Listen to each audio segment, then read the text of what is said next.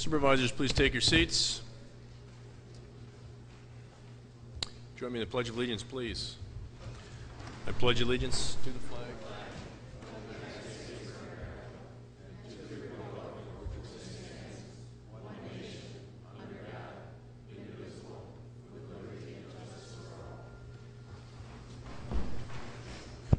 Roll call of supervisors, please.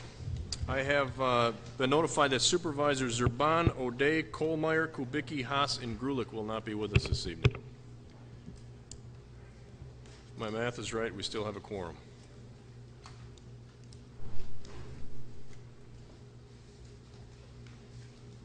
Need 4 more. What are we missing here? Supervisor Rose. Attendance, please. Hate to rush you. Supervisor Noble. I was warned by one of the choir ladies at church that I was a little rough last week, so we're going to have to be a little quicker or I'm going to get the same way.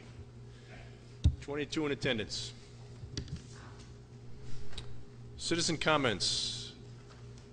At this point, we will open the floor up to citizen comments. You'll have 5 minutes to address the board. Please come to the microphone. If there are several, I would ask that you queue up so you're prepared to speak as quickly as possible. State your name and address and speak clearly into the microphone, please. Thank you.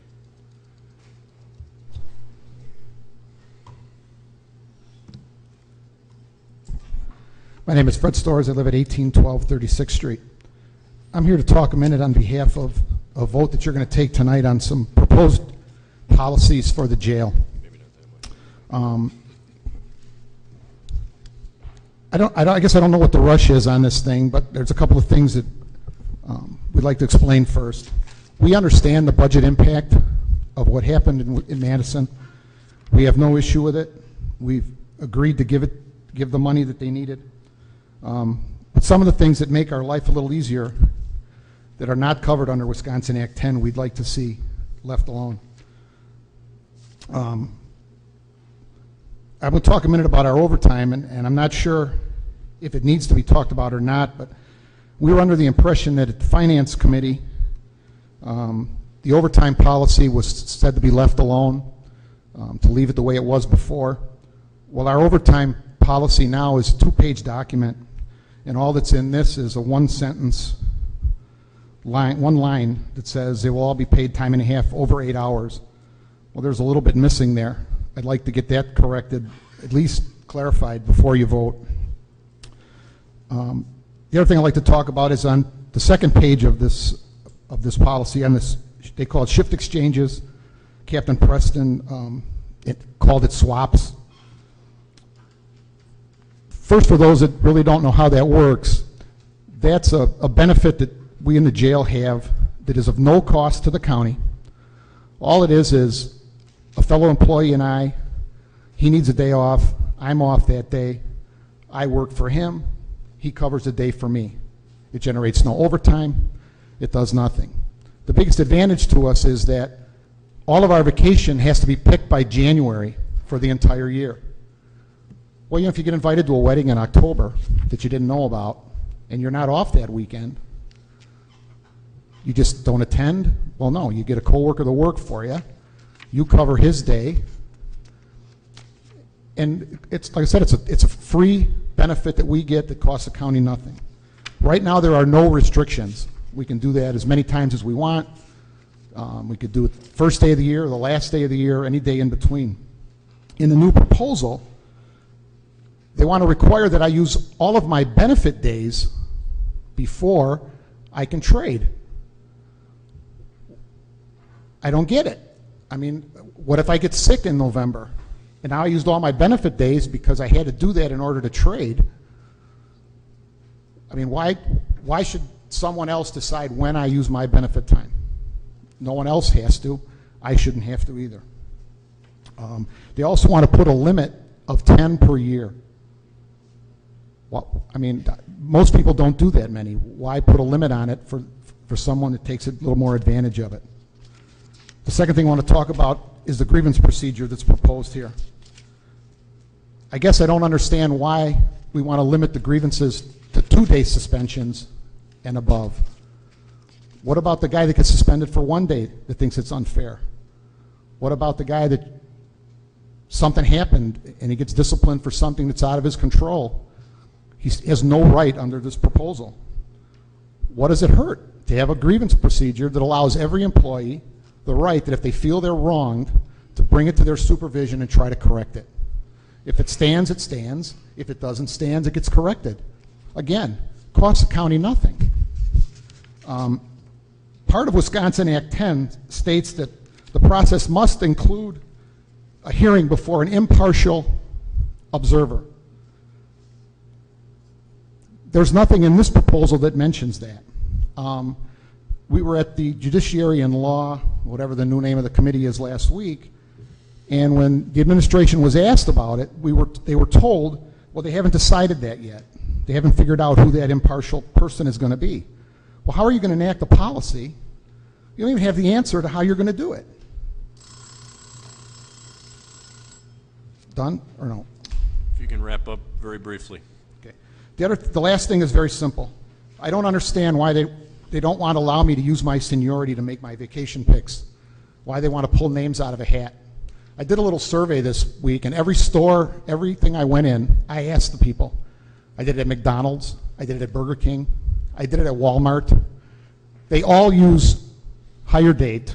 The person that's been there the longest picks their vacation first. Everywhere else, I mean, a lot of you here own businesses. I would like to believe that the person that's been with you the longest would pick their vacation before the brand new person. We just don't want any special treatment. We just want to be treated fairly. Thank you for your time. Thank you. Anyone else wishing to address the board?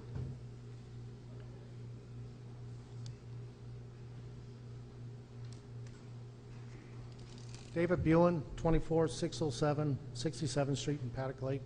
Hello, Mr. Chairman, county board members. Mr. Brion, if you could Yes. pick that mic up a little bit. Is that better? Perfect. Thank you.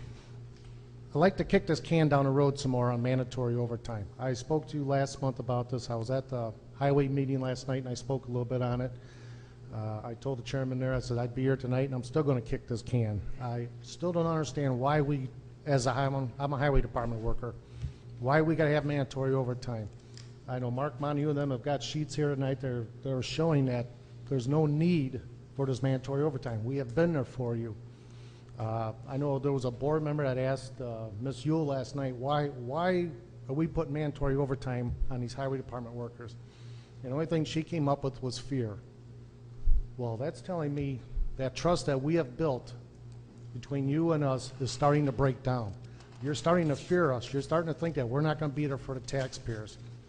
Well, I don't work for you. I work for the taxpayers. And when I need to help these taxpayers, I come in for them. And my colleagues come in for them too. One of my colleagues last night stated, what have we done? What have we done to deserve this? I feel like a little kid that's been punished. You know, I'm getting up every morning 7 o'clock for school, but yet you're slapping me to get up. I don't know why. I don't understand this. We've been there for you, and I'm going to keep repeating that over and over and over. And there's one thing I learned about any language that's written when I was in government once before. Once it gets put in, it's not going to get removed. It's very hard to get something removed once it's put into a book, policies, however you want to contract, however you want to call it. The eraser on that pencil is very short. And it was also stated last night at this committee meeting that this was only a 5-month policy. Well, I can guarantee if this gets put in now into this policy, it will carry on to the next policy that you're working on for next year, which is the overall policy. Like I said, you have a chance here tonight to amend that policy, to take out the language on mandatory overtime, unless somebody sitting over here from administration can explain to me why it's got to get put in besides fear. Because that's telling me that the trust that you have between the highway department and the county is gone. And it's starting to show in our department. I mean, it is really starting to show. These people are walking down the sidewalk into the highway department, and they're walking with their heads down now because they don't know what to expect once that door opens. I don't know what more I can say. like I said, I'm going to keep kicking this as long as I can, but I think tonight's it. You folks are going to be making an important decision tonight, and I feel you will make the right decision as elected officials. And I thank you for your time. Thank you. Anyone else wishing to address the board?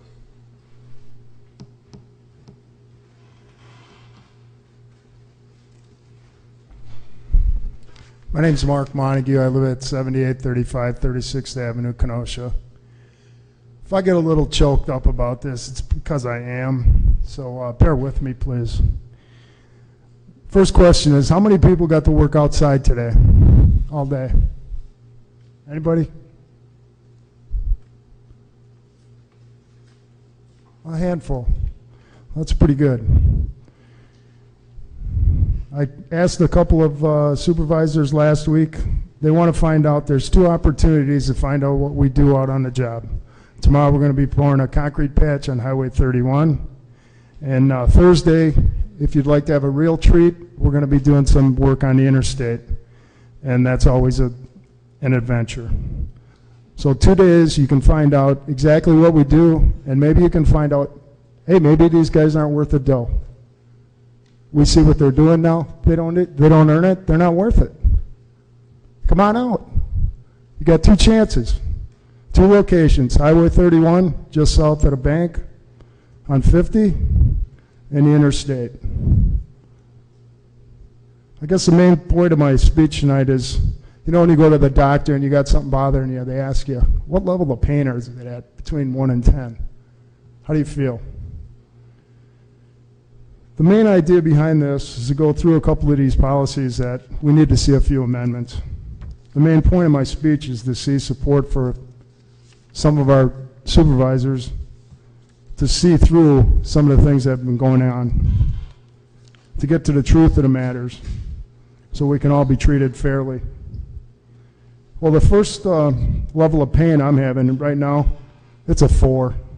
It's got to do with truck assignments and the right to assign people different jobs according to the truck or the job. It's part of the posting system. Right now we've got a full page in our contract that deals with seniority, temporary assignments. The county, in exercising its right to assign employees, agree that an employee has seniority in a job classification but may be temporarily assigned to another job to fill a vacancy caused by a condition beyond the control of management. Any employee so temporarily assigned shall be returned to his or her regular job as soon as possible. There's also a section about layoff and bumping. I don't know about a lot of people, but 70, the highway department dealt with layoff and bumping last year. We need something to help us. I don't really want to harp on a posting system because I don't know if anybody told Mary when she wanted to change from being a janitor to the job she holds now to say, sorry, Mary, you can't post out of that job. You can't have that one.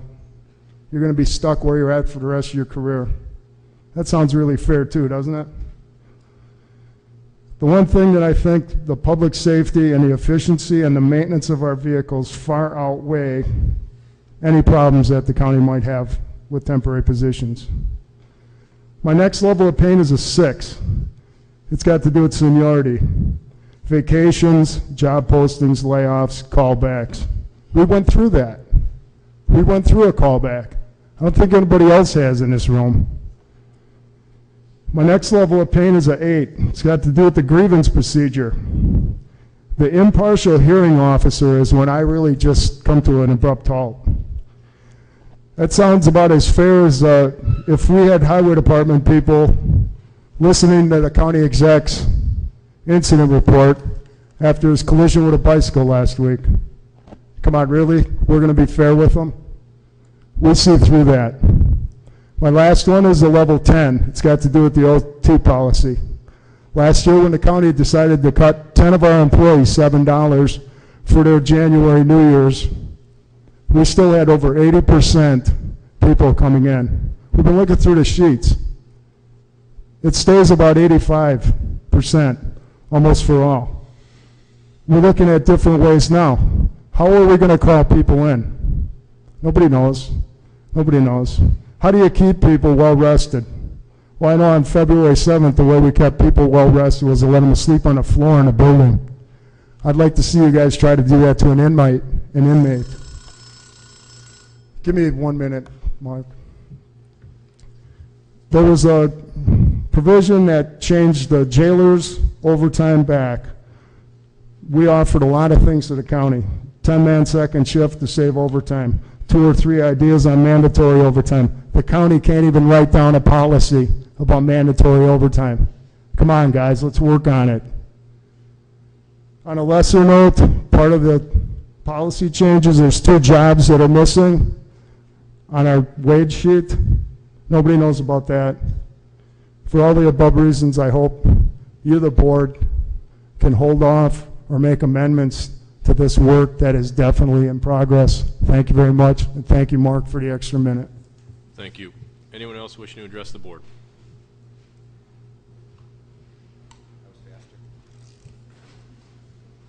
David Beth, 767 248th Avenue out in Brighton. And I'm very excited that there are so many correctional officers here tonight. And I come here really to speak in support of them. And what we were able to do a few weeks ago in front of the administration committee is get the overtime changed to something more like what they are accustomed to, I'm accustomed to, and everyone's accustomed to. If you work over your 8-hour shift or your regular shift, I believe you should get paid time and a half. And that's where we are attempting to make look like everybody else does. I understand the budget process or the budget shortfalls. I understand that next year there may be about $200,000 because I'm in support of this that I have to come up with in our budget to make this work. And we're going to be working very hard, and it's probably going to be making a few people upset with how tight we're going to be with overtime. But I would love to see if you work over your 8-hour shift or whatever shift we come up with, we're still toying with. And what a lot of people, I think you do know, and I'm not sure that the people here behind me understand, this is truly a work in progress. And it goes till the end of December, and it's probably after December a lot of this is going to be in place. I believe it will be. So but we're trying to fine-tune this and make sure we'd love to be the model of what is going to happen down the road, not just for this county, but for anyone in the state could look at and say, this is going to work.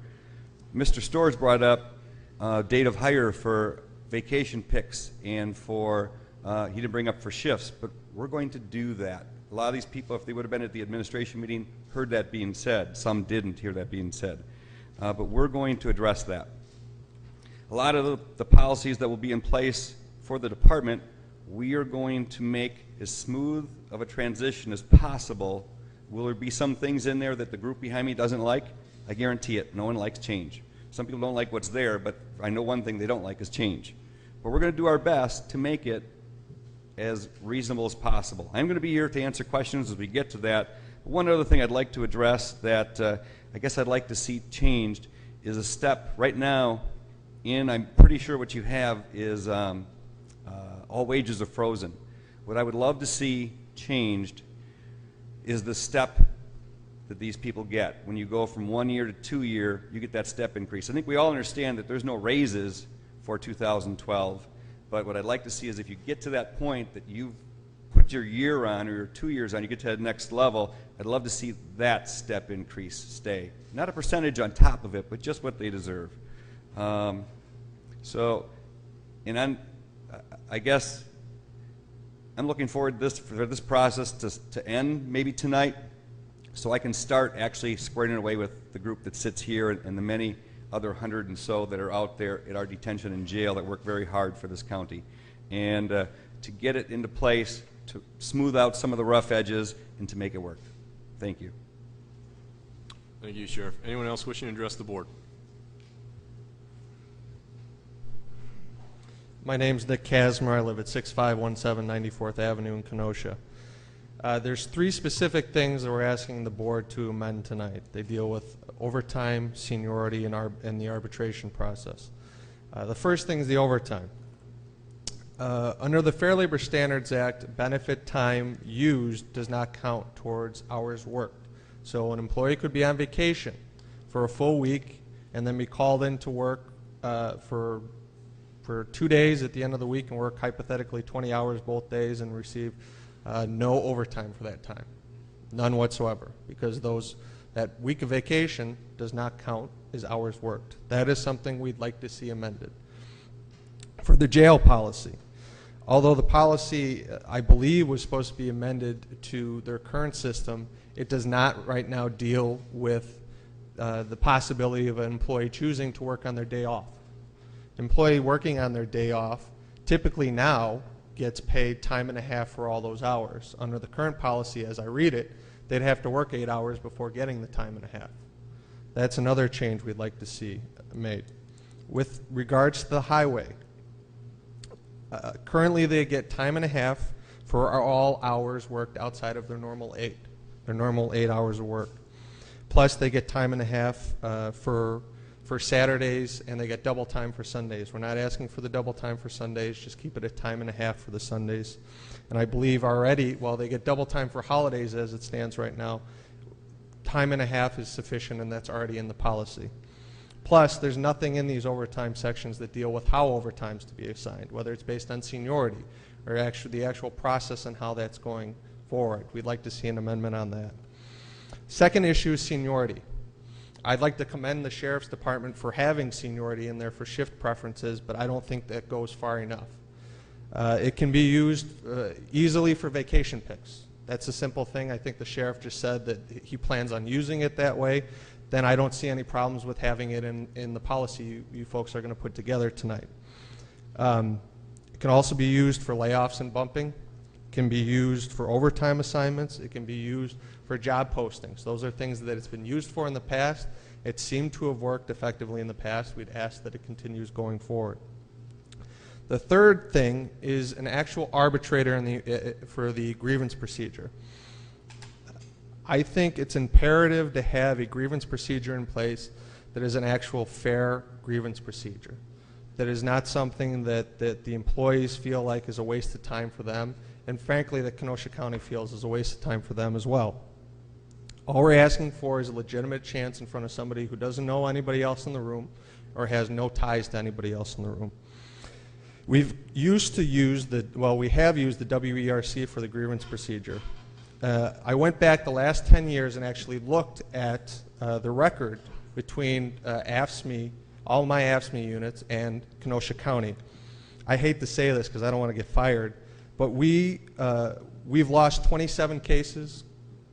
We've won 9 cases, and we've split 4 cases. So the county has won 27, the unions have won 9, and then there's been 4 splits. So Lorette's the only one here from the Corporation Council. Maybe she deserves a raise this year. So, but I think that's a pretty good record from Kenosha County standpoint. We really would like to see an impartial hearing officer. I think the WERC has worked at least fairly. I've disagreed with some of their awards, and I'm sure Corporation Council's disagreed with some of them too. But it's been fair. Another issue is the truck assignment. I think that's a safety issue. If that's a decision that the board wants to make to save some money, that's obviously a decision the board can make. I'd also like to speak to one thing about the fact that these are supposed to be interim policies. I don't foresee these as being interim policies. Now maybe that would change, but I would ask that each of you, when you make your vote, if you're not comfortable with these policies going forward beyond the rest of this year, then you shouldn't be voting for them. I would be treating these as something that's going to go forward. Can I have 5 seconds? Please consider these requests for amendments. I don't think we're asking for much. I think that the folks sitting behind me certainly deserve them. Thank you. Thank you.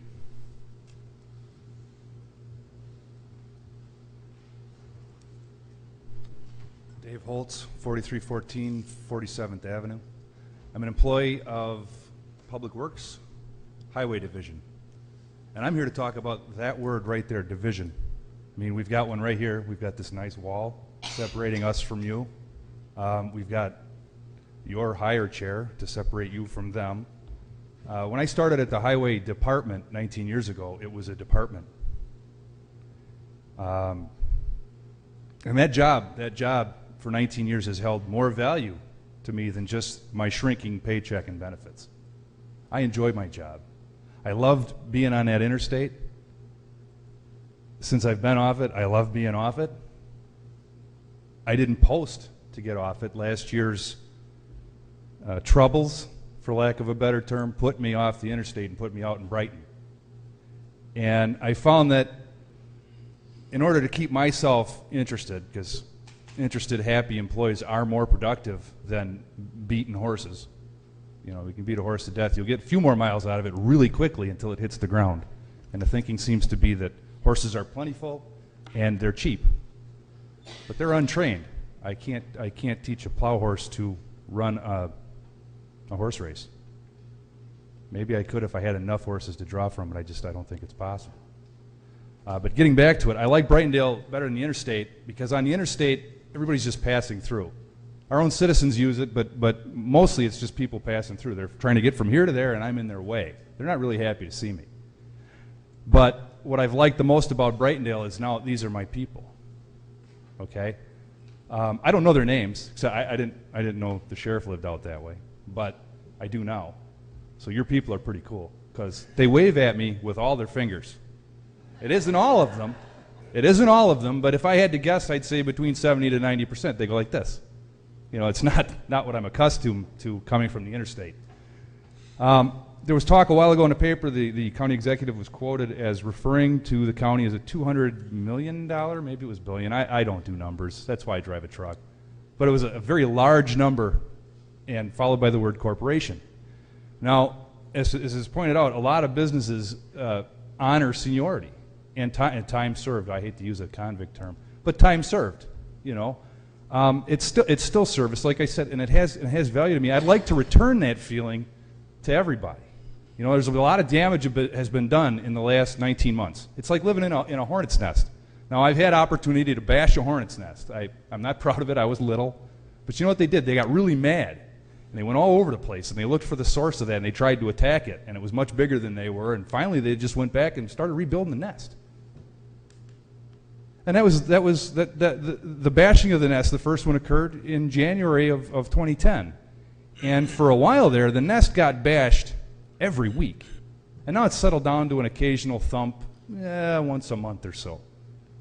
The fact is, it's still damaged. And I think the gentleman that already outlined the things we have a problem with, that would be a good basis for rebuilding.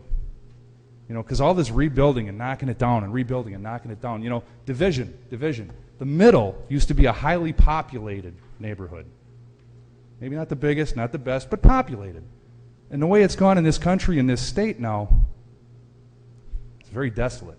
And that's unfortunate, because the middle is where bridges are built and agreements are made. I just want some solid ground to stand on, sir. And I want to have value. And very briefly, most corporations that are successful have a mission statement.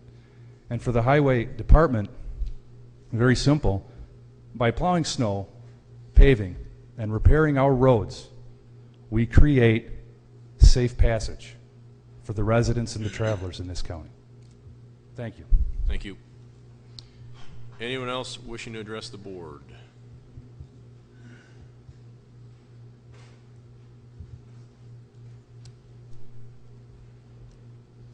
My name is Jim Dowell, 24020 77th Street, Paddock Lake.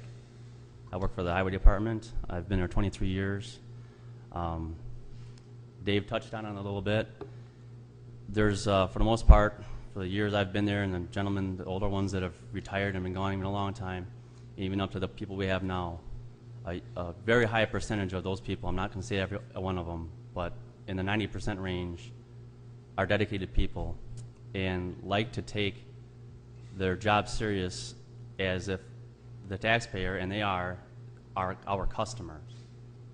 And I've used that term many times with my foremans and whatnot. When someone else goes in my section, when I had to go home to get some sleep, I wanted to make sure that the job was done as right as it could be, the way I did it, so that my customers were treated fair and decent. And the snowstorm we had, the blizzard, was fantastic to me. I love plowing snow. I enjoyed it. It was great. It was like a Christmas present. And I was in, and I was visibly happy about it. And one of my supervisors came up to me and he kind of joked around a little bit, and he says, well, and he got a little serious. He says, well, it's a lot different when you're salary, he said. And I didn't say anything to him then, and I haven't said anything to him since, but I thought about it, and he's right, it is a lot different when you're salary. For one, he got a county-paid pickup vehicle to drive back and forth with county-paid gas. There's $20,000 difference between my W-2 form and his. We, a lot of times in the shifts that we'll work, our 16-hour shift, sometimes we'll go through 3 different supervisors. So they're just using numbers, around 8 to 10 hours during a snowstorm they'll put in. And obviously we'll put our 16 in and have to go home and come back in after 8. And so the point was with that, and my thoughts was they're very detached from reality, and they've been, in my opinion, a bit spoiled over the years, and I think rightfully so with the good crews, of how good of a job that we do, and they get to be nitpicking. And one of the things they're nitpicking about is the mandatory overtime. There's been a few different supervisors that I've talked with that will complain that, well, we couldn't get guys in. Well, their definition of not being able to get guys in is they needed 10, and they had to go down 20 on a list of 60 to get that 10 in. And that's a problem in their eyes, is what they're saying. And a lot of times, they're not even the ones dialing the phone numbers. They'll have the nighttime guys, and Dave's been one of them, dial all the numbers and call the people in. And so in my opinion, this problem of getting people in, and there's only been one incident of that in the last 10 years that they've gone through and searched. Only one time they've had a bit of an issue getting people in. And the job was still done. The plowing job was still taken care of. It took a little longer on some of the town roads. But since then, they've implemented the parks to come in and help us, and some of those town roads or subdivisions have actually taken a day or 2 longer to get plowed since then. But now, them having their way, they're saying that's not a problem. Well, they're detached from reality with this, and they're nitpicking on the mandatory overtime. In my opinion, it's a fabricated problem. So our immediate supervisors with this fabricated problem go upstairs to people who are even further detached from what they do because they have their jobs upstairs to take care of. And they complain to them about this, and whatever defense they give, I don't know what it is. And so Gary Sipsma and the people upstairs higher up on the highway department take this issue from their supervisor, their foreman, our foreman, whatever, and they run with it, and all of a sudden it's a big main issue by the time it gets up to Bob Riedel and those guys. It's a fabricated problem of not being able to get guys in. It's not reality. You have a dedicated crew that works very hard for the taxpayer on taking care of the roads, and there's been many times that they've come to a good portion of us and asked about different issues for help, and they've gotten it from us. So I appreciate your time. Thank you very much. Thank you. Anyone else wishing to address the board? Any other citizen comments? Citizen comments. Seeing none, citizen comments are closed. Announcements to the chairman. I have none this evening, at least none that I recall. Supervisor reports. Okay. Clerk is asking me to read now, which I will do. I was going to wait until we got to the minutes. It was pointed out in an email to me, as well as the clerk and Edie this week, that there is a correction to the meeting minutes on page 4 on the bottom, where it states it was moved by Supervisor Rose to call the question in Resolution 37, seconded by Supervisor Brunig. That has been corrected to show that, in fact, the motion failed, so debate continued. The original minutes that you have, or the minutes that you probably all have, I don't believe this correction has been given to everybody, says two-third vote required. I gotta look at my minutes. See, I wasn't prepared to do this right now.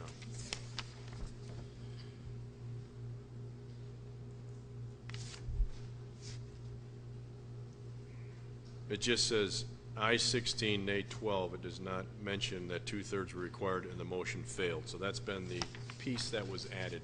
Doesn't change anything in the minutes other than it clarifies the fact that it was not closed. So when we get to that point, if there's anything else, you can bring that up. Supervisor report, Supervisor Clark. Thank you, Mr. Chairman. The county board meeting, the regular meeting, was pushed back a week, and therefore we want to push back the finance committee meeting, finance and administration committee meeting, from Thursday the 11th to Thursday the 18th. So we're going to do that unless I hear something tonight from committee members indicating that that's a problem. So finance committee meeting will be pushed back to Thursday the 18th. Thursday the 18th from the 11th. Everyone have that? Anything else, Supervisor Clark? Oh, thank you. Supervisor Elverman. Thank you, Mr. Chairman. I'm going to be very brief. Parks are good, golf is good, all the buildings are fine. Seriously, I'll say a couple things. The parking structure, we are working on, the state is doing a selection process now for the architect, for the control gates, lights, and security. Asbestos abatement is ongoing at the Brookside demo project. September, the building should be down. Corporation Council remodel is a work in progress. We are studying need for Register of Deeds and victim witness security cameras. And the golf division is behind last year's operation, mostly highway and weather related, but their per person gross is ahead of last year. They're getting more out of each customer than they did in previous years. At the courthouse and Molinaro building, we are now 9.5 days behind, but that was built into the project. That was all due to inclement weather. The employment has stayed the same at 27 total workers, 7 from Kenosha, 15 from other areas in Wisconsin, and 5 from Illinois. Thank you, Mr. Chairman. Supervisor Elverman, I'm partial to hiring an architect for anything you do, but I trust you're not really hiring an architect for control gates? We are not. This is all. You're going to hire a vendor to install them? Since this was a state-controlled project, they are. But they're not really hiring an architect. Yes, they are. They're You're in kidding. Oh, not only are they hiring one, there's an actual selection process going on right now. And then we wonder. Supervisor Hallman. Thank you very much, Mr. Chairman. On your desk tonight is a survey. There has been some discussion in the IT subcommittee, as it were, about what would happen if we were to go paperless. I can certainly tell you the initial analysis does yield a small chunk of change in terms of cost savings were the county board to decide to do this. So there's a survey on your desk tonight to begin to assess what some of the barriers might be for us, provided we decided to do that. I do ask that you fill it out tonight and get it back to me before you leave here, and that upon doing so, you let me know that you have given it back to me so that I can X you off in my little Excel spreadsheet so that I know that I've received one from you. Otherwise, you will get relentless emails, and you might find me knocking on your door in the middle of the night asking you to fill out another one. Thank you. Well, Supervisor Hallman, you know I support everyone taking the survey, and I'm going to urge all of us to do it and do it as expeditiously as possible, but you've essentially given them all an okay to not pay attention in class tonight. So fill out the survey, but please stay engaged as you do it. Supervisor Michael. Thank you, Mr. Chairman. Just briefly, Judiciary and Law Committee did meet on Tuesday the 26th. We did discuss briefly the resolution number 2 regarding the Sheriff's Department correctional officers. Unfortunately, the other resolution dealing with the Highway Department was also on our agenda. We allowed individuals from the Highway Department to speak, but the committee has no jurisdiction over that issue, so I apologize that that unfortunately was on our agenda. We also did unanimously approve the resolution for Larry Zarletti to be the next Director of the Joint Services. Thank you. Thank you. Any other supervisor reports? Seeing none. Clerk, new business. Do you want me to read the three together for human service or no? Yes, I do. I'm going to have the clerk read 39, 40, and 41 together. If there's reason to vote on them independently, we can certainly do it. Resolutions, one reading. 39 from Human Services Committee, a resolution to approve the appointment of Dr. Deborah Ford to the Kenosha County Workforce Development Board. 40 from Human Services Committee, a resolution to approve the appointment of Lou Molitor to the Kenosha County Workforce Development Board. And I'm going to go back and do the approvals by the committee. For Deborah Ford, it was Noble, yes. Gens, yes. Celebrity, yes. Decker, excused. Arrington, excused. Kubicki, yes. Rose, yes. For Lou Molitor, it's Noble, yes. Gens, yes. Celebrity, yes. Decker, excused. Arrington, excused. Kubicki, yes. Rose, yes. From Human Service Committee, a resolution to approve the appointment of Gary Valancourt to the Kenosha County Workforce Development Board. Oh, sorry. Sorry, I picked out the wrong one. Go ahead. It's a Monday. Noble, yes. Gens, yes. Celebrity, yes. Decker, excused. Arrington, excused. Kubicki, yes. Rose, yes. Supervisor Noble. I move resolutions 39, 40, and 41. Resolutions 39, 40, and 41 moved by Supervisor Noble, seconded by Supervisor Jeff Gens. Supervisor Noble. Ms. Ford, Mr. Molitor, and Mr. Valancourt all appeared before the committee and were interviewed and questioned by the committee. All seemed to be very prepared to fulfill the role on the Workforce Development Board. All of them will be able to take some things that they find on the board back to their respective schools or the work force with, with which would be Mr. Molitor. So I urge your approval. Thank you. Anyone on resolutions 39, 40, or 41? Any opposition to voting collectively on all three? Seeing none, all those in favor signify by saying aye. Aye. Those opposed? Motions 39, 40, and 41 pass. Resolution 42 from Judiciary and Law Committee regarding confirmation of the appointment of Larry C. Zarletti to the position of Director, Kenosha Joint Services. Michael, yes. Haas, yes. Ron Johnson, yes. Singer, excused. Frederick, yes. Ron Frederick, yes. Grulich, excused. Zerban, yes. Supervisor Michael. Thank you, Mr. Chairman. I move resolution number 42. Resolution 42 moved by Michael, seconded by Johnson. Supervisor Michael. Thank you, Mr. Chairman. Being on the Joint Services Board for the last 6 years, I've learned a lot about joint services, the work that the county and city does together to have an effective organization. I think it shows by the choice of Larry Zarletti that the city and county can do the right thing. Last night, the city council did approve Mr. Zarletti for this position. Now it's basically our turn.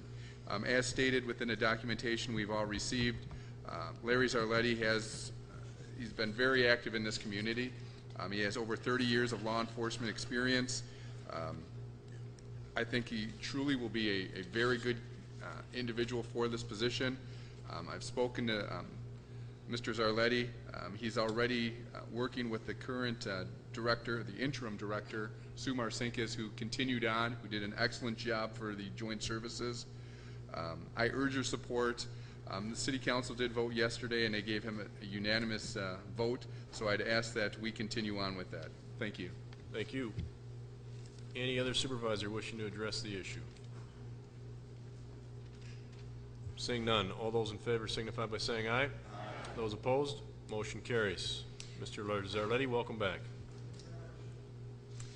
Resolution 43 and 44 from Supervisor Hallman regarding National Loss Mitigation Standard. I will refer both those to the Executive Committee, which has oversight of the legislative. Old business, policy resolution, second reading to required. 1 from Finance Administration Committee, a resolution to establish interim employment policies for employees employed by the Kenosha County Division of Highways, Local 70. Clark, yes. O'Day, yes. Gens, yes. Ekron is yes. Rose, no. Singer excused. Grady excused. Supervisor Clark. I move resolution policy number 1. Policy 1 moved by Clark. I'm going to ask, is there a second? Second by Vice Chairman Ekernis. Supervisor Clark. Thank you, Mr. Chairman. As you all are aware, Wisconsin Act 10 bars the renewal of the AFSCME Local 70 contract. That contract previously established the work rules between the employer, Kenosha County, and the employees. This policy that has been brought forth by the administration has been reviewed by the Finance and Administration Committee and recommended to Kenosha County Board.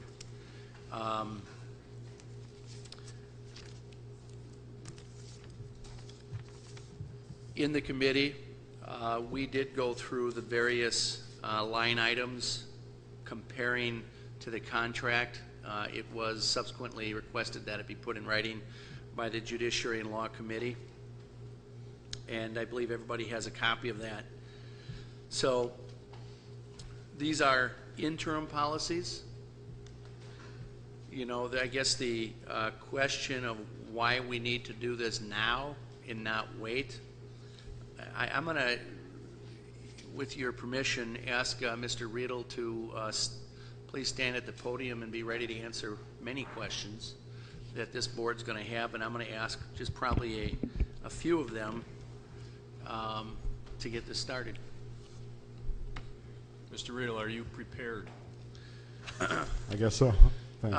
Number one of the comments, Mr. Riedel, was that what is the rush? Why do we need to do this? Take this action and adopt these policies. You're probably aware that the county and local 70, Can you please speak up? Despite best efforts by both parties, was unable to come to a contract, a successful labor agreement, and so they had been working under the dynamic status quo, and in fact still do.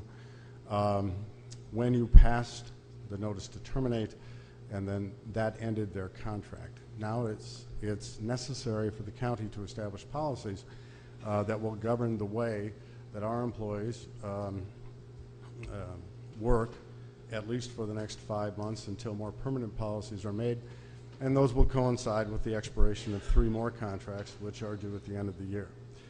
And so we need to establish methods of managing our employees during this period from approximately August 1st till December 31st, post-Act 10 and prior to the county-wide policies that we're proposing on or around December. Okay. I just want to clarify that we have the right policy that was in our packet, this policy resolution number 1. What's the, on the first page in the hours, it has 12:01 a.m. Is that the proper work week? The work week commences at 12 o'clock a.m. That would be a change. And would end at 11:59 on Saturday evening. Okay, so Is it 12:01? Okay, I'm sorry, Supervisor Clark. It is correct as presented. The policy number 1 where it has 12:01, this is the correct verbiage? Yes. Okay. It's been brought up, mandatory overtime. And I just want to ask the question, the position of the county, either you or the division or department, why mandatory overtime? And has there been a problem? The county is seeking mandatory overtime for a number of reasons. And please speak up. The first is that it is probably the most important job, and I think that the speakers tonight from the Division of Highways would concur that plowing snow is the most important thing that a highway division employee really does do. And so it is important to the county as we attempt to manage our manpower that we get as many county employees to show up in the event of an emergency. I want to kind of separate the notion of mandatory overtime for you all. Mandatory overtime doesn't mean that if you're on vacation and excused absence, vacationing in Florida or something like that, that somehow that you would be penalized for not reporting. Clearly, employees who are granted benefit time and the opportunity to be away from work would not be managed in such a way. That said, there is the need for between 60 and 65 employees to plow in a snow emergency, and we need as many of those employees to come to work as due. This was a problem in the not too distant past, to the extent that the county actually put an incentive in the Local 70 contract to get employees to respond to the call to come to work in a snow or an emergency situation. That side letter, which had become known as cookies, gave compensatory time to every employee who responded to the call to come to work. And so what we would like to do is manage it more like a work day. If you have a day off and you have been granted time off by the management of the Highway Division, then we would respect that in the event of a snow emergency and the fact that you get called in. However, under other circumstances, we really need the men and women of Local 70 to respond, and without including an incentive of comp time. And that's our position on it. So just to be clear, are you representing that it has been a problem in the past? It has been a problem to the extent that we responded with incentives to report. Okay. The issue of this truck assignments has been coming up. What can you explain the current policy and the proposed change, which is we can do anything we want? Why is that a benefit to the county, or what's management's intent? More than anything else, what Wisconsin Act 10 does is allows the county to establish its own limits for managing its workforce. You know, after having been county board supervisors for a long time, that management rights is part of the contract, and essentially it establishes that the county can do anything within the normal management structure, except as it is limited by the contract. In this case, Wisconsin Act 10 says we can manage under normal management rights, except as we choose to limit through policy. The policy, as we propose it to change, does not tie a member of Local 70 with a particular truck, and allows for improved efficiency through management. And so flexibility is going to be something that I think you'll see a lot more of throughout the county. Flexibility has worked in contracts where we've been able to negotiate it in. 5061 is an ideal example, and the nurses of 5061 will tell you that the ability to flex time and to work different hours has been well received by their union. We choose to do the same thing here. I've never managed a snowstorm. Had the opportunity to drive in one once, courtesy of one of the Local 70 guys. But my hope is that our management team, and I'm sure that Gary would support me, knows how to manage. And if there is a concern about an employee being in a particular truck or on a particular route, that we would manage that appropriately. During the summertime in particular, it may be more cost effective, it may be more efficient for someone to not necessarily jump in their own truck. And so it exercises our rights under Act 10 to improve efficiencies by coming up with unique ways of managing time. So just to summarize, other than you have the right to do it by Act 10, you are saying that there are efficiencies and cost savings are the primary objective to having the flexibility with truck assignments? The answer to your question is we believe so. We are going to take the next few months and to see there's a quantifiable savings, but we know that efficiencies can be achieved, and efficiencies through management and through flexibility always has some savings attached to it. It's been brought up in committee relative to safety issues of people operating different equipment. Has that been considered by the administration and the impact of that? Yes. And we feel we have no problem with that? I feel we can manage it appropriately, and the leadership of the Highway Department feels that we can manage it appropriately. Seniority. What's the current seniority policy? How do we use seniority under current contracts?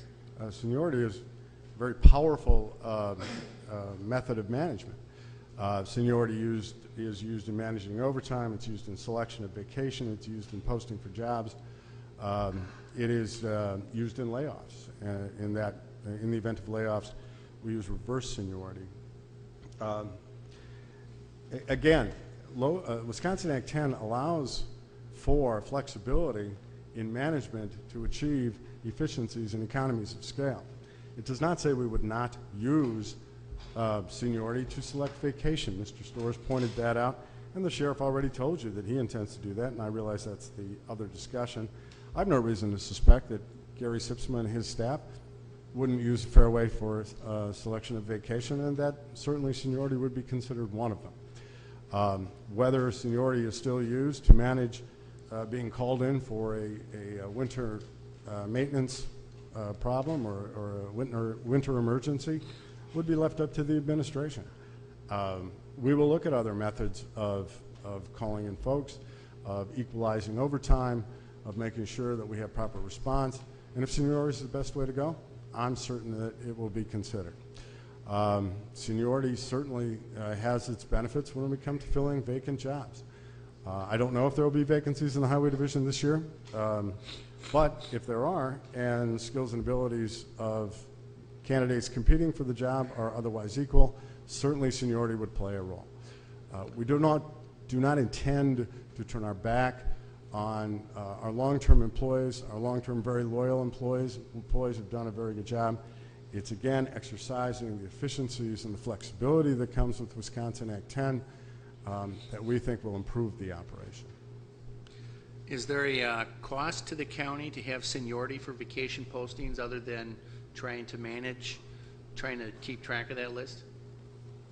Is there a cost to the county for using? No. Okay, so there's no cost to the county there. No. Okay. It's been mentioned by several of the speakers that they want a impartial hearing officer. Is there a cost to the county to continue doing grievances the way we were versus what's proposed? And I want to understand, I want you to shed some light on that. In order to hire a WERC arbitrator, it costs $400 for the union and $400 for the county at this time. I don't know what the cost will be if we were to go to the WERC to get an arbitrator.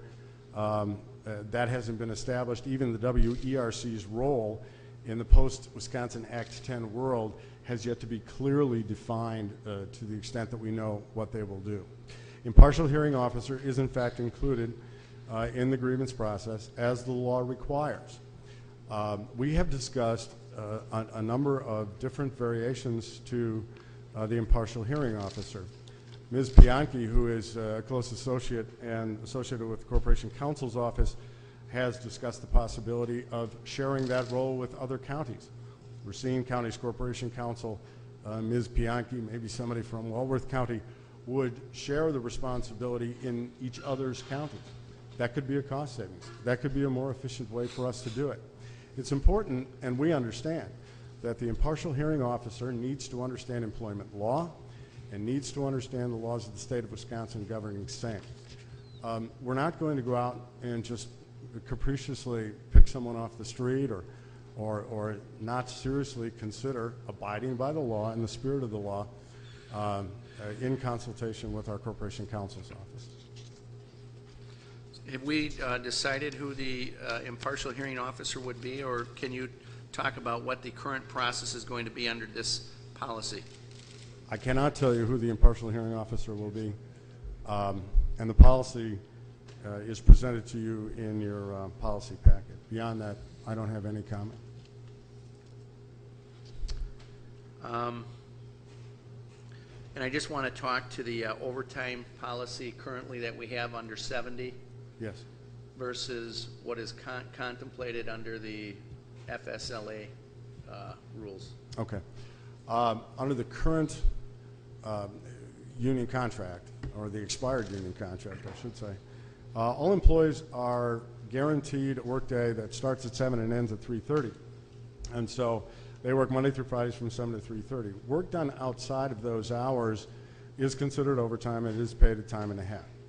So just to use an example, if local 70 employees are called into work at 3 o'clock in the morning, they begin earning overtime. Then when they hit 7 o'clock, they go back to straight time. They are guaranteed work till 3:30, and then if they continue plowing snow or working overtime, they would go back to time and a half. They also get time and a half on Saturdays and double time on Sundays. The proposal is a straight FLSA overtime. FLSA overtime, the Fair Labor Standards Act, guarantees that employees who work over 40 hours a week are paid time and a half. That is what the proposal is. And we will pay time and a half for work done on holidays. The budget impact of the change from going from local 70 overtime to the FSLA is how much for this work group? $67,041 annually. 67,000? Yes. Okay. At this, I just wanted to kind of cover some of the basics of some of the questions and some of those items. I'm sure there are going to be several amendments. Hopefully, we've covered some of the questions. That's all I have for now, Mr. Chairman. Thank you. Supervisor Singer. Thank you, Chairman. I'd like to move referral to our next meeting, the policy resolution number 1 to our next county board meeting to give time.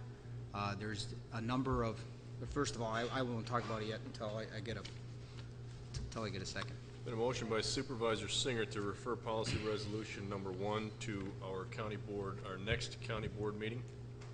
Is there a second? Second by Supervisor Gable. Referral. The reason I'm asking for the... 1 second, please.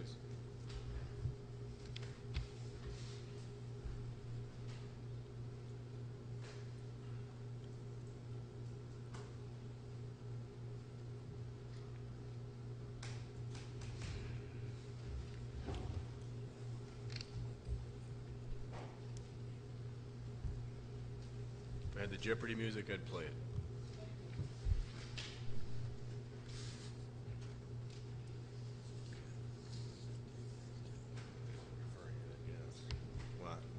In essence, my motion is to table it until our next meeting.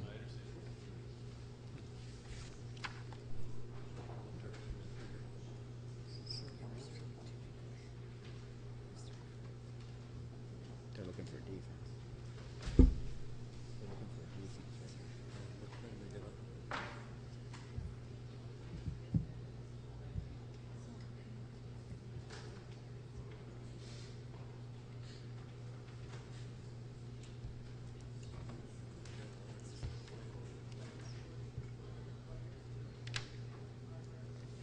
Okay, the question I asked Corporation Counsel is whether or not it was debatable. It is, and whether or not, the question I had is, should it be a referral or a table?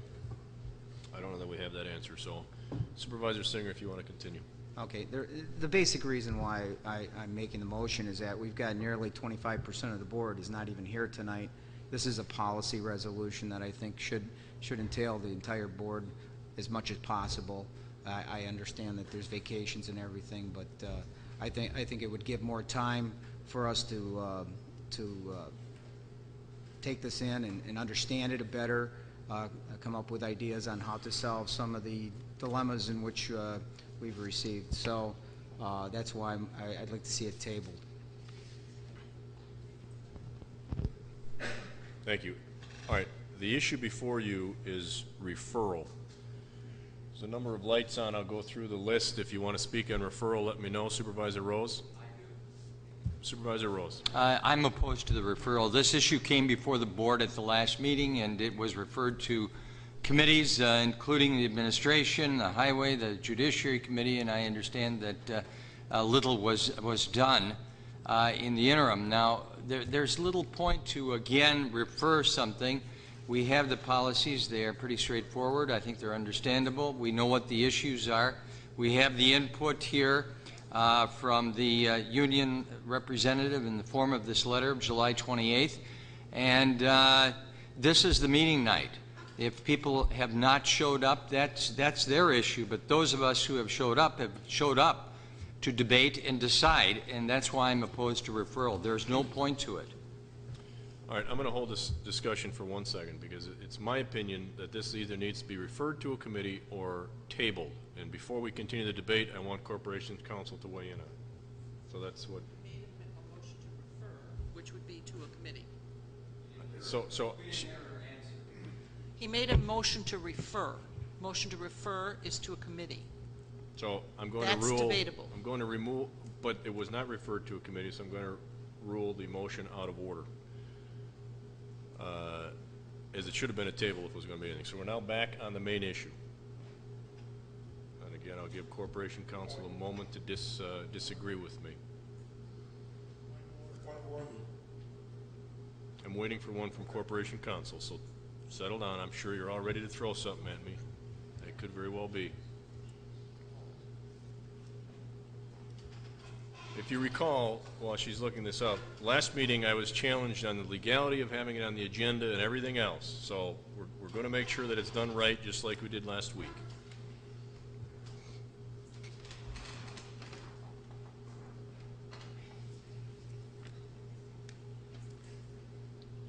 Well, his motion to refer was not to a specific committee, so I suppose your action is correct at this point. His motion to just delay it would have been to lay it on the table. That was my assumption. Supervisor Ron Frederick. All right, I will allow a point of order or point of information if there still is one. Supervisor Arrington. Thank you. Supervisor Grulich. I appreciate your patience. Supervisor Ron Frederick. And then I'll make a motion that it be tabled, period. Somehow I sensed that was coming. And that's always in order. And it's also non-debatable. Correct. However, I'm going to clarify again for everyone here whether or not we can table indefinitely, which is the motion, to table indefinitely. And I would ask the question of Corporation Counsel with regard to the legality of needing to have a policy in place and whether that motion is in order. He wouldn't take a date?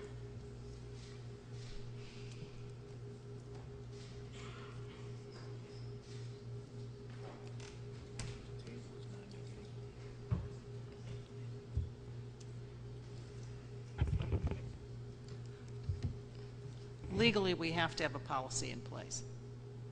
But these two are two separate issues. You're asking me a point of procedure versus a point of law. I understand that. And the reason why we need a procedure in place is because without the collective bargaining agreements, what's governing at this point is past practice. And that puts all of what we're doing under the jurisdiction of a structure and that no longer is in existence, under the WERC that no longer has authority. So in order for us to govern our employees, we need effective policy in place. Now, the county board can certainly act in such a way that they just push this off to the side and not deal with it. But that puts us in the position where we still need the policy. And in order for us to have the policy, it has to be approved by the county board. That's in the rules. The issue is non-debatable. State your point. I believe the last meeting, the resolution indicated that the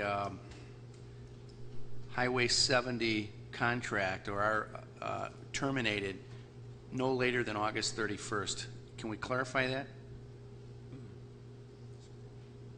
That's my recollection. I'm not sure what you're asking to have clarified. So we're on table, but if a referral comes up to committee and it comes back by the 31st, it would be in order. So we have a contract in effect through the end of August. I understand your point, but the motion on the floor is to table indefinitely. Okay. So, Mr. Chair. Supervisor Rose. Let us ask this. In the event this was not tabled indefinitely, never came back, or it comes back sometime in the future, don't you believe that in the interim, then, we have no policy? And if you have no policy, then isn't each supervisor, each administrator, the county executive, making the policy as they go along? In other words, there is no past practice here. I mean, if you choose to have past practice, that's one thing. But it's not necessary, so that you are really in a position of delegating to the administration on a ad hoc basis, make those decisions without policy. Isn't that really what we are doing by virtue of tabling this to some indefinite period of time?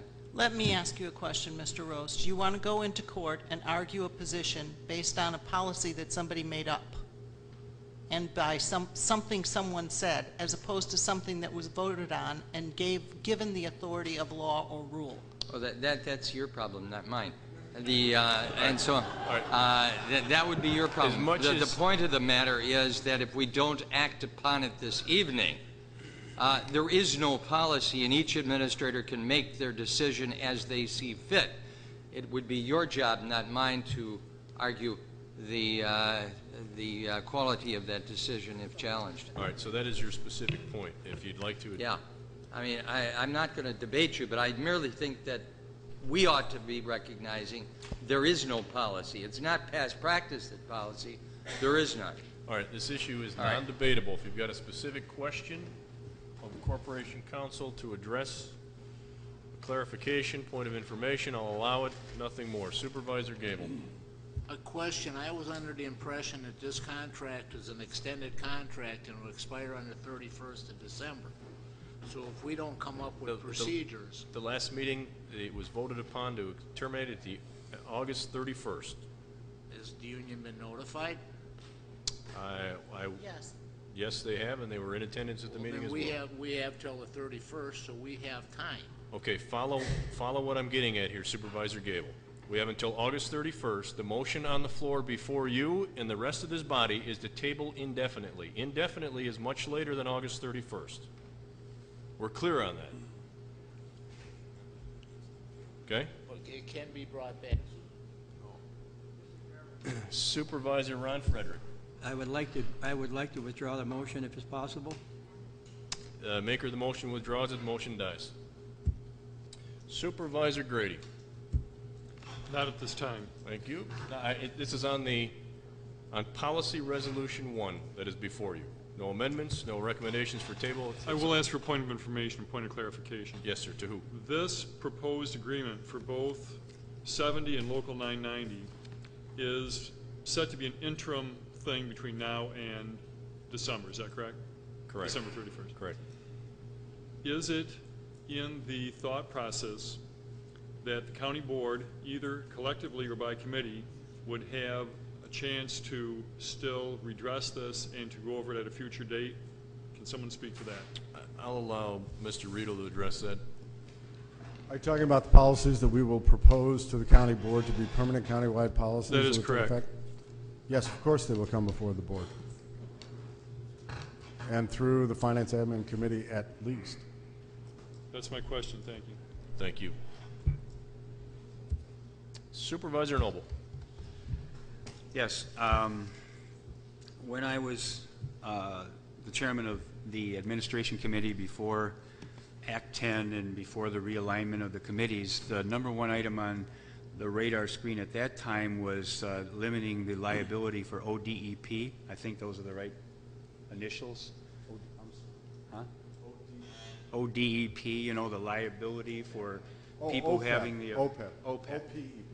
what is it? Okay, OPEB. Right. The ability that people have the, can retire at 58 or 60 or whatever and get health insurance until, you know, they're eligible for Medicare? Correct. And we didn't address that in these new policies. What's the intent there? Is that all of a sudden now off the radar screen, or is that something that's going to be reworked between now and the end of the year as well, or what? Yes, that is our intent. Both of the units of government that would fall under these policies, if passed this evening, would move into the G plan. The G plan is the one plan that most of our employees now are enrolled in. All of the settled contracts are in the G plan, and both of these units would go into the G plan as well. Associated with the G plan is the 60 to 65 retirement policy, and we don't seek to change that in the next 6 months. It will, however, be addressed in a complete rework of the health insurance plan that has been ordered by the county executive and is being worked on by a committee of 6 or 7 of us.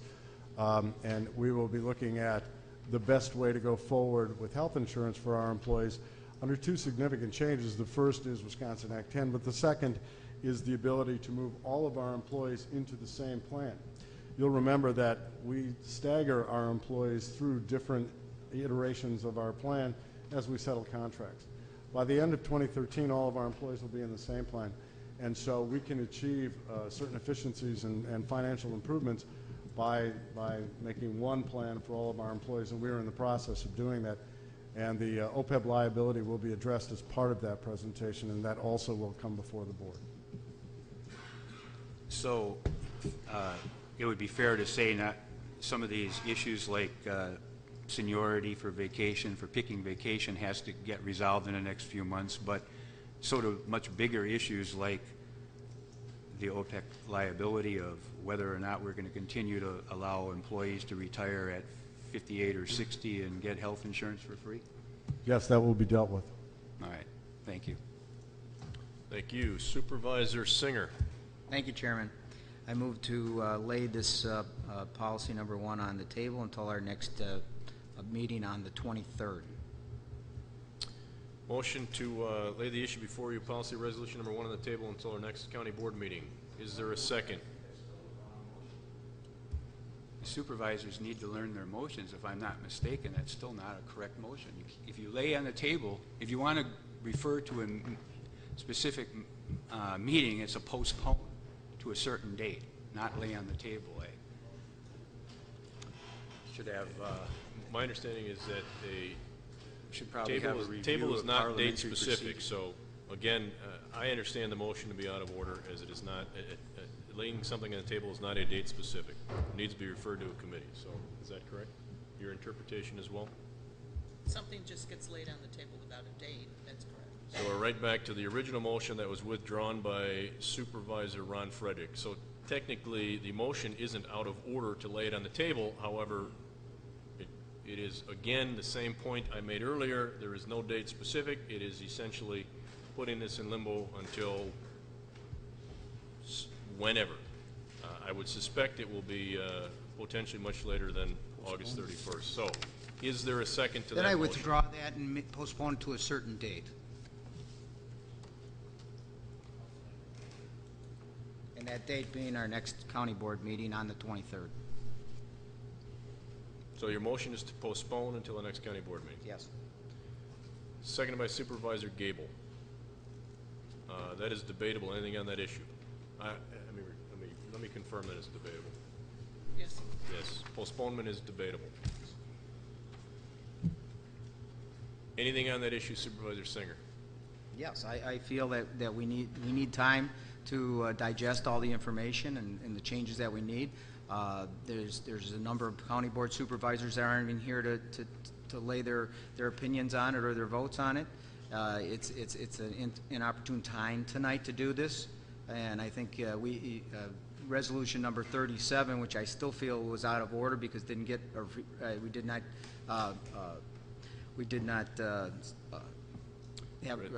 suspend our policy so that we could do that, basically says that we have until the end of the month in which to do this. So we have plenty of time to do this, and it's not, it is a date certain. It's just giving us more time. On the issue of postponement, Supervisor Rose? On the issue of postponement, Supervisor Ron Frederick? Yes or no? Yes or no? Postponement?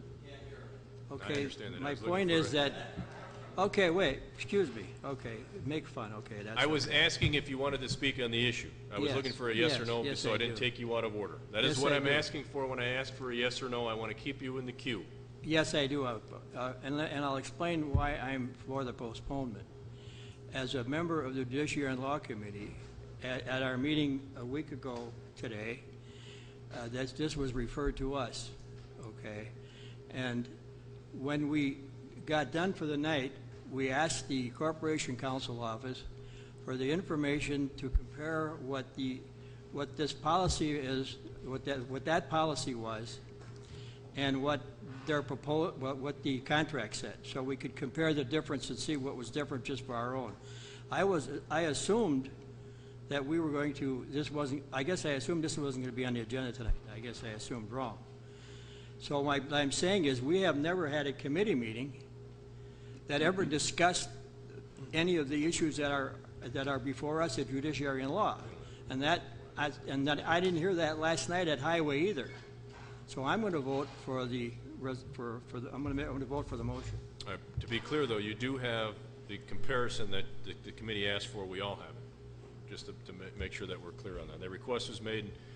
Mr. Rito responded to that, I believe, rather expeditiously. Supervisor Elberman, yes or no on the referral, or on the postponement? Mr. Chairman, I'm against postponing this. Numerous reasons. Everyone has had plenty of time to work on this. It was not referred to committees for action. It was referred to committees out of deference to them being the guiding committee for these two unions, Highway and Facilities for the Public Works Department. There was plenty of time for everyone to have this document. We had it 3-4 weeks ago. If you had any changes that you want to make to this, tonight's the night and was the night. Everyone knew it's the night. I had numerous meetings with people on this, and riding down the elevator or walking down the hall, I said to people, and they're in this room, if you want any changes, think of your changes. You're going to have to make changes to this resolution at the county board meeting. Everyone knew that. So there's been plenty of time for that. If you want changes, do it tonight. There's amendments to be made, but apparently no one's prepared. Want to just stick it off to another 2 weeks? Well, I think if you want changes, come prepared. The employees came prepared. The county board should be prepared. Thank you. Thank you. Supervisor Jeff Gens, yes or no on postponement? I'm going to vote against postponing it. There's been plenty of time to analyze this situation, even on the committee level, not to mention we had board discussion on it as well, too. So I see absolutely no need to push this off 2 weeks. Thank you. Thank you. Supervisor Clark on postponement. There seems to be some confusion as to what committee has oversight responsibility here. It went to the other committees to maybe look at some of the operating sort of things. But I'm not against postponing this tonight to the next meeting. One of the things that, and certainly there has been time, and I talked with some people after the meeting, we spent a lot of time in the administration committee. I was fully well prepared to move forward. I'm ready to move forward tonight. I reviewed all the material that was provided to me. But the employees or their representatives first received that information for the first time at the committee meeting. Now maybe it's been 3 weeks. I've offered to listen to any concerns and even go back to the committee if something was brought forward. That hasn't been brought to me other than this letter. But the real reason that I'm okay with postponing this is because I want to see how some people that aren't here tonight are going to vote. I want to see the votes. This is a bellwether decision here, and if we put it off for 2 weeks, number one, so I get to see how they vote and how they vote on individual amendments, I get to see them, and the public gets to see them, number one. Number two, I'm not afraid of 2 weeks in giving our employees a bit more time to bring that forward in a more coordinated effort. And I'm willing to, for that matter, if my committee chooses or pleases, to have that come on the agenda, to at least have that discussion so we can maybe have a bang-out debate if we need to and have more information from them and bring it forward should we decide to choose or not, if the other side is willing to do that. I'm not opposed to a postponement for until the next meeting.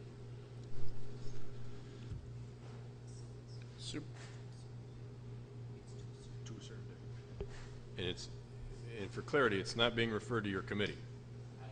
Being postponed to the 23rd of August at the county board meeting. Supervisor Singer, on the issue of postponement. Yes, sir. I could decide to put that on my agenda if I choose. You certainly could. Thank you. Yes, you could.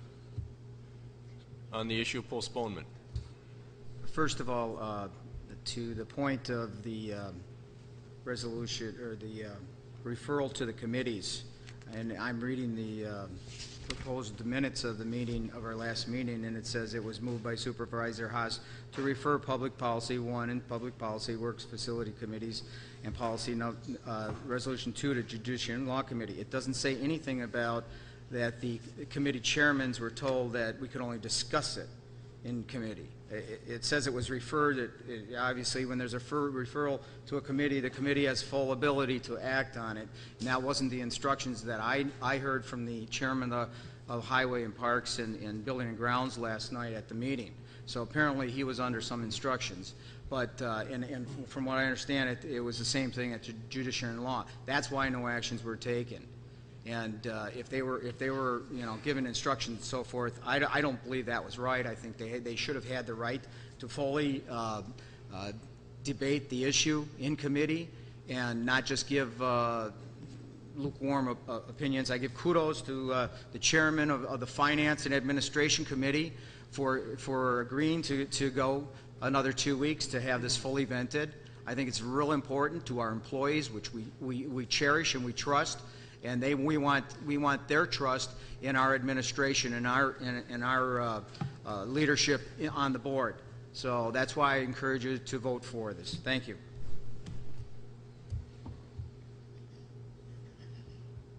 Vice Chairman Eckerness on postponement. Yes. Indecision and uncertainty is not fair to the employees. It's not fair to the administration. I think that everybody that came here tonight has had ample opportunity to review this resolution and should be prepared to vote on it. Whether they like it or not, they should be prepared to vote on it tonight. Putting it off will not accomplish anything except more anxiety for the employees and uncertainty, uncertainty for the employees as well, and uncertainty for the administration. We've got to move forward on this. Postponing it doesn't really accomplish anything. If you're not for this, vote against it. If you are, you'll vote for it. But let's get it done. Thank you.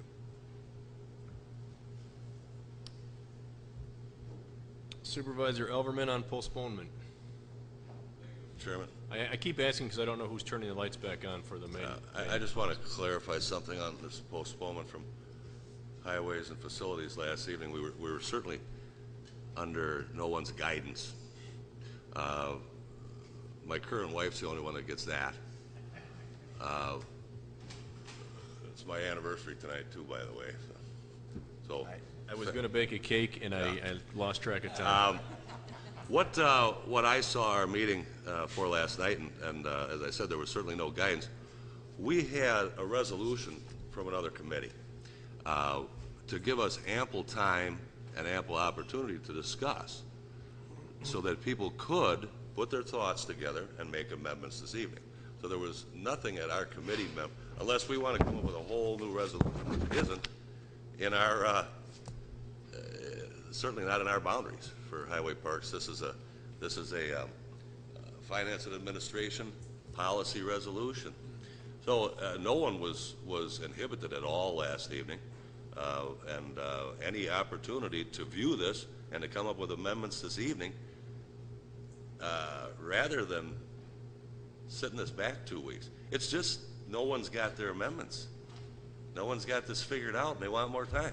Thank you, Mr. Chairman. Thank you. Only light left is Supervisor Rose. On the postponement, you've spoken. All right. The motion before you is to postpone policy resolution number 1 2 weeks to the August 23rd County Board meeting. A roll call has been requested. P and plus in favor of postponement, P and minus if you are opposed to postponement.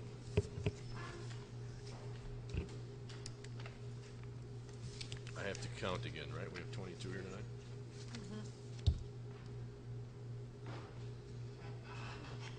Motion to postpone carries 14 to 8. Postponement is a simple majority, correct?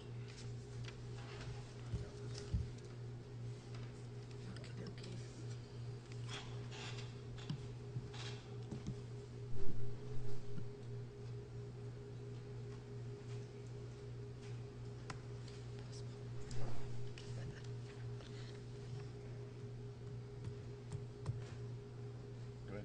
Okay.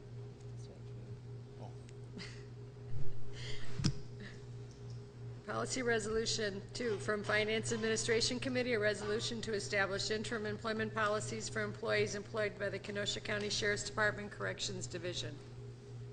Submitted by Finance Administration Clerk, no. O'Day, yes. Gens, yes. Eckerness, yes. Rose, no.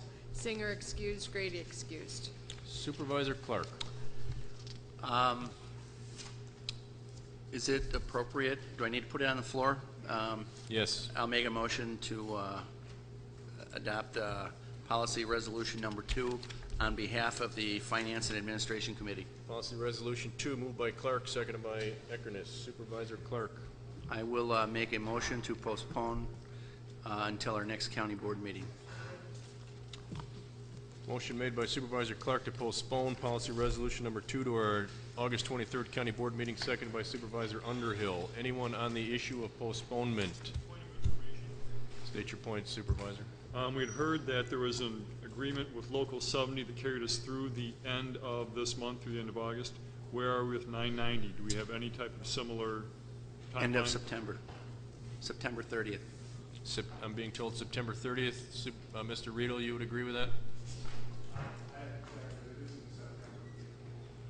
All right. Seems to be the consensus. Not that I'm doubting Supervisor Clark and his figures, but I thought I'd ask. On the issue of postponement, Supervisor Singer.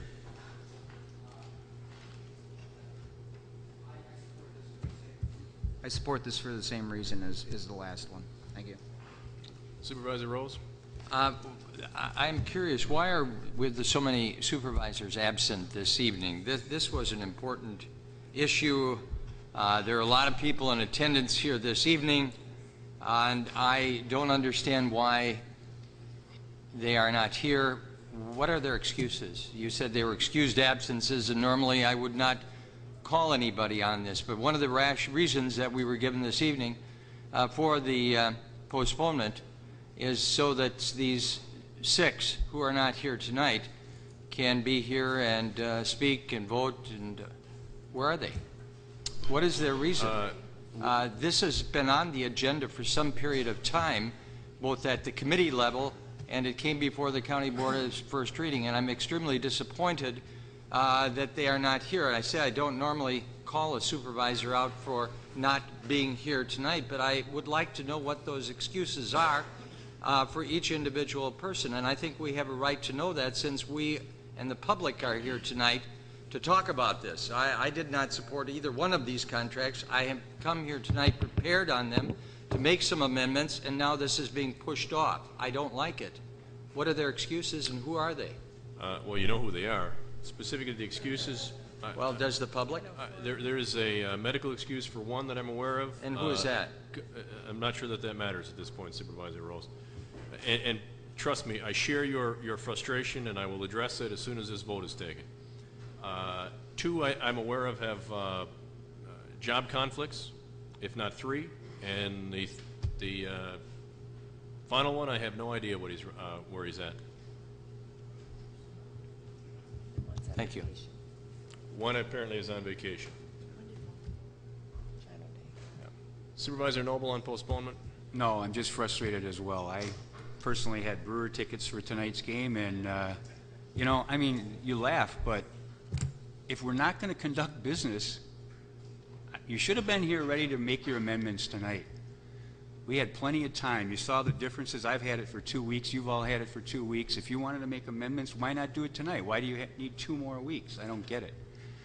So to refer something to a different date because so many supervisors are missing is not an acceptable reason for me. Thank you. Thank you. I'm going to take the opportunity to pass the gavel instead of waiting until this votes, because I got to tell you, I am incredibly frustrated at what is transpiring here tonight. Because certainly I've been around long enough to understand the issue of counting votes, understanding where your votes are, understanding who's on your side, understanding who's aligned with whom, and ultimately at the end of the day where the decision is going to come down. That's why the initial motion to table, out of order. Refer, out of order. Now postpone, in order, is put before you. Don't make any mistake about it. It isn't about giving Supervisor Haas or Bond, Kohlmeyer, Kubicki, Grulich, or O'Day the opportunity to vote on such historic and precedent-setting legislation. Because if someone else in the room happens to be on vacation next week, I'm going to make a motion to postpone the issue. Or somebody else happens to have a medical excuse that they can't be here this evening, I'm going to postpone the issue. This is about being unprepared. This is about sitting back, counting the votes that you think you have or the votes you think you need, apparently realizing you may not have them, and making the decision to postpone it. And anyone who walks out of the room and tells you differently isn't being straightforward with you. It's ridiculous. I've never seen a motion to postpone an issue, regardless of its size or importance to Kenosha County, based on the fact that a or a number of supervisors aren't here.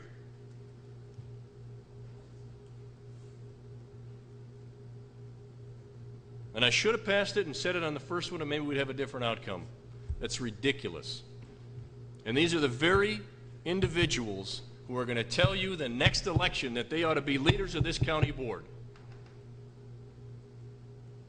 Make a note of it and remember it. And good luck to all of you who are still here and dealing with it. Supervisor Arrington. Am I on? Thank you, Mr. Chairman. I wanted to speak actually now to 2 issues. First of all, I think that a courtesy is in order. Is this on postponing? Yes. Okay. Yes. We have to give our fellow supervisors the benefit of the doubt why they made that motion.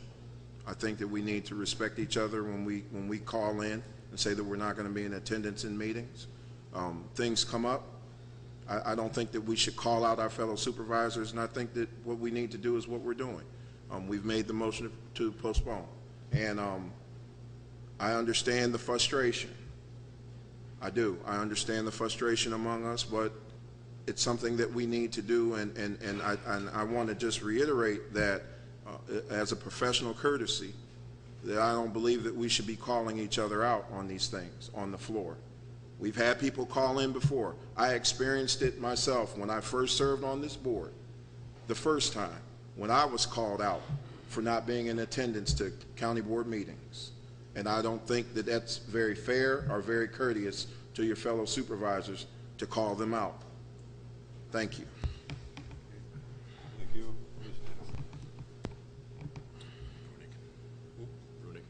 Supervisor Brunig, on the postponement. Yes. Thank you, Mr. Vice Chairman. I typically would not get too involved in any of this. I do my research, I do my homework. When Governor Walker presented this information to us back in February, I called up Mr. Riedel. I met with him on April 1st, and we had a long conversation about what was going to happen with our policies, what was going to happen with our union contracts. We had about a 2-hour conversation on this, and we went over a lot of the information. He informed me at that time that his administration department was working on putting the policies together, and if any of these supervisors had done their job that they were supposed to do at that time and started checking into this, you do not wait until the resolution comes to you in your packet to start doing your research. This should have been done when it was first presented in February by Governor Walker. And that's all I have to say on this. This is ridiculous that we're postponing this again. Thank you. Thank you. Supervisor Gable on postponement. Yes. I thought I got out of bargaining contracts when I retired, but that's what basically we're doing right here is we're bargaining a contract for county employees. And you don't rush into contracts, even if they're intern contracts, when there's major questions, seniority, vacation picks, what is an 8-hour workday? I mean, when does it start? Shifts? I mean, I'm sorry I couldn't make the Finance Administration Committee. I had other commitments. There was not much discussion at Highway and Parks. That's not where we would amend this. The jailer's contract, that should have been done in administration. We need time to look at amendments so that when we come to the board floor and vote on this, instead of 30 amendments and hashing it out like a bargaining committee, we can do it intelligently. Thank you. Thank you. Chairman Molinaro. Supervisor Arrington, your first term on the county board, and I'm not singling you out of making a point, your first term on the county board was not your most productive in terms of your ability to attend meetings based on your obligations, which I fully understand and fully respect. Not once did we postpone a meeting because you weren't absent. Not once. I'm talking about postponement, Supervisor Singer. Yes, he does. Yes. He did. He said Chairman Molinaro. Turn it. Turn it. He has the floor. He's got a point of order. Okay, what's your point? Hold on. On the postponement, okay? If he stays on postponement, then he should be able to talk. If he stays on the postponement, you've got to keep this in order. I heard him talking on postponement. Not once during that time for you or anyone else did we have a motion on the floor to postpone a meeting because Supervisor Arrington or any other supervisor wasn't in attendance. So to postpone tonight's issue because 1, 2, or 6 aren't here, from the standpoint of postponement, makes absolutely no sense at all and clearly is intended for other reasons. You don't agree with me? That's fine. That's where I see it. We've never done it before. You started tonight, be prepared. That will be the precedent going forward. And I trust the issue of postponement will be met just like everything else on this county board floor. If you don't agree with it, you're going to find all kinds of ways to say it isn't right or it's wrong or something was done illegally, just like the last time we got together. Supervisor Singer, you led that charge. Who's next? Supervisor Hallman, on the postponement. Thank you, Mr. Vice Chair. Yes, on the postponement. I'm in favor of postponing the issue, much and similar to what Supervisor Clark said about the previous one. Additionally, I will say that my area is not contract law. I need more time. I have been in conversations with Mr. Riedel about aspects of this and other matters and have researched Wisconsin Act 10, aka the budget repair bill, accordingly while it was moving through the legislature. But again, this is not my area. I need a little bit more time, and out of respect for that, I would hope that members would be agreeable to that. Additionally, I would say that eventually, some action, whether we like it or not, will have to be taken. And I realize we have members who are frustrated and would like to have action taken now. And I would beg their pardon and ask for a bit more civility. And for those who are looking to kick this down the road as long as possible, I would say to them, find a way to respectfully disagree in an intelligent manner. Because it seems tonight that we're losing our professionalism in trying to deal with this issue. Thank you. Thank you. Supervisor Clark on postponement. Thank you. On postponement, I came full well ready, prepared to move forward. I have no problem, and I've reached out all the way back when people were being laid off to try to get a contract done, and said, call me, I want to hear what you have to say. I made calls 2 weeks ago. I did get a call this morning and wasn't able to. I was out of the office and tied up. And I received this Ask Me thing, this Ask Me letter. So out of at least respect to the employees, whether I've got my mind made up on many of these issues and many of these amendments that come forward, I'm willing to have 2 weeks to listen, to give them the opportunity. And I don't know whether, as the committee chairman, that I call something or not, so we can get, at least understand. But make no mistake, we are not bargaining. This is not bargaining. The state law made it very clear we bargain on wages. We're setting work rules. We're setting the environment for our employees to work in. And as employers, as an employer, I certainly want to have a work environment that is conducive to attracting and retaining employees. At the end of the day, what I think is attracting and retaining in the market may be totally different than what other people think or what the employees that are now facing this fate. But I'm willing to listen, willing to educate, give them time, and there's not a material major final impact. I share the frustrations, but you know what? It's worth it to me to take that, make that extra effort, number one. And number two, I want to see how everybody votes here, and I hope we have 28 at this next meeting. Whether we've counted votes or not, let the chips fall where they are. Let the supervisors be accountable to where they stand. Thank you. Supervisor Ron Johnson on Thank you, referral. Mr. Chairman. I just want to state the fact that my vote was based on what I thought was the right thing to do, not who was here and who wasn't here. And I vote the way I think is the right way to go. Thank you.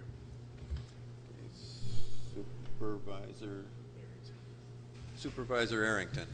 Thank you, Mr. Chairman. On the postponement, I am still in agreement with that, but you know, since we're discussing it, and the discussion was made about my productivity on this board, that's true, and I don't have a problem with talking to my constituents about that. But the fact of the matter that we would come on this floor and we've never in the past called out supervisors on what they call, when they call in and they say that they're not going to be here, we respect that. But because we're frustrated that we're not voting on these two policies tonight, now we feel that we've got the right to call out the supervisors because they're not here, and I felt like it's not professional and it's not any of our business to call them out like that. And I'm going to stand on that. And I did use myself as the example because we should not be doing that. We have respected the supervisors when they call in and we say they're excused, we leave it there. And that's what we do. And that's all I have to say about that. Thank you. Supervisor Singer on referral. Thank you, Vice Chairman. I agree with Supervisor Arrington. That's why I'm not going to say a few things that I was going to say. But one thing that needs to be said is that Act 10 made an impact on us. Okay, it's going to make a material impact on the county. And yet, the state of Wisconsin hasn't even written any guidelines for the counties for us to be doing what we're doing. So if there was some guidelines for us to go by, it would be a lot easier. So we've got to step lightly and make sure that we're doing the right things for the right reasons to make sure that we've got good rules in place. Currently, we have rules in place until the end of the month here, and obviously there are existing rules that they're using. But you know, without the guidelines from the state, it's really difficult.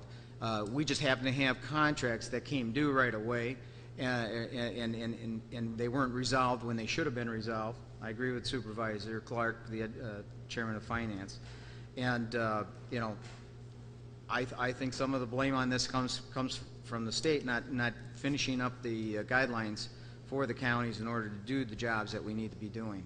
So we do need to make sure we do this professionally. We need to make sure we do it judiciously and do the right thing for the county. Thank you. Thank you. Supervisor Rose. I move the previous question. Second. Moved and seconded to move the previous question, which is referral. No, it's closed debate. Oh, to close That is the debate. proper terminology. Okay. Call a question. All those in favor? Well, it's roll call vote. Being plus if you're in favor. Being minus if you're not. Hold on, I jumped the gun here.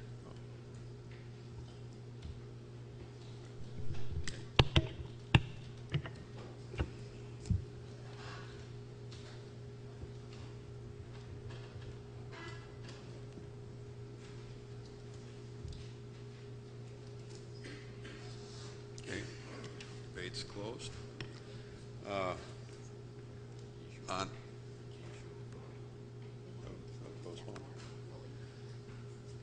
On the issue of postponement, roll call. All those in favor, P and plus, minus, P and minus if you're opposed.